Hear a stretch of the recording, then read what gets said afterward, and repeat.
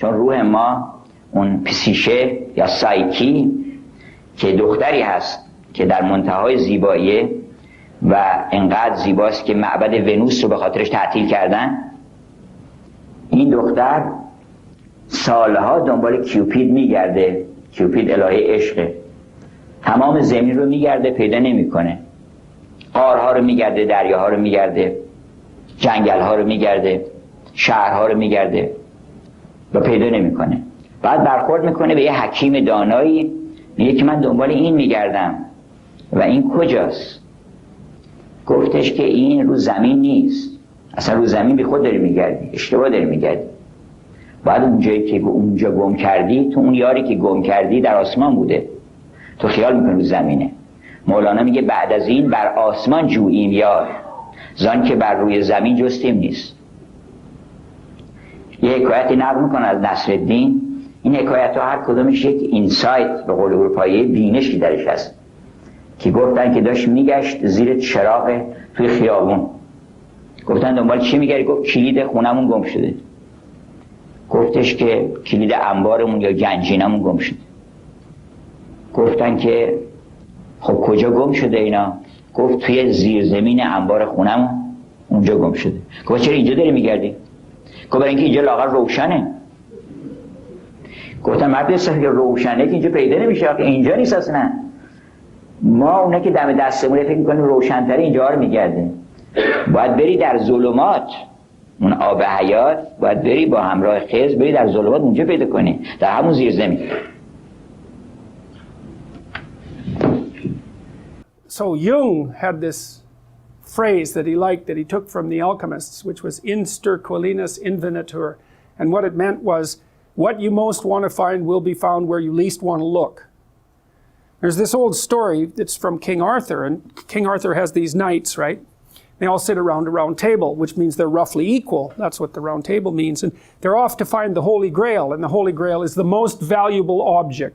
That's what it means. So they're off to find the most valuable thing, but they don't know what it is, and they don't know where it is. But they know that there's a most valuable thing, so in some sense it's akin to them orienting themselves by the star. And they don't know where to look, and so what they decide is, they have the castle and it's the middle of a forest, and so each knight decides to start looking for the Holy Grail by entering the forest at the point that looks darkest to him. And so what's the idea there? Well, imagine there are things that come easy to you and that you're fond of pursuing and that you're happy about pursuing. So you've found those and pursued them and you've mastered them. So you know all that, but then there's another place that you don't want to go. And so you haven't gone there and you haven't mastered it, and you're very small in comparison to it because you haven't mastered it. And so it has this monstrous aspect. But it has, if what you're doing isn't working, it's where you haven't gone that you need to go. And so I can give you another example of this. So let's say you're an agreeable person. And so you don't like conflict and you won't stand up for yourself, and you regard anger and the proclivity to provoke and to engage in conflict as something that's positively terrible. It's not only that you're not good at it, it's actually that it's wrong. So that's where you have to go if you're going to learn how to stand up for yourself. And imagine that you're afraid. Maybe you have something like agoraphobia. And so there's a whole bunch of things that you're afraid of, and you don't want to go there. But if you want to put yourself together, then that's exactly where you have to go. And so it's frequently the case that what you want to find is to be found where you least want to find it.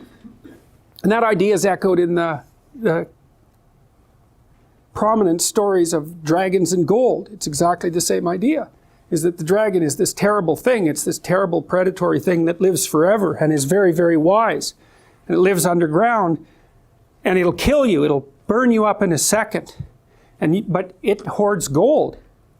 And so you have to go there into the dragon's lair if you're going to get the gold. And that's a representation of people's paradoxical relationship with reality. It's like you have to go out there and confront it in order to incorporate what it has to offer to you. But the probability that that's going to be intensely dangerous and push you right to the limit, first of all, those are actually the same thing. If it didn't push you to the limit, you wouldn't gain anything valuable from it. So you don't get one without the other. You don't get the gold without the dragon. That's a very strange, very, very strange idea. But it seems to be accurate.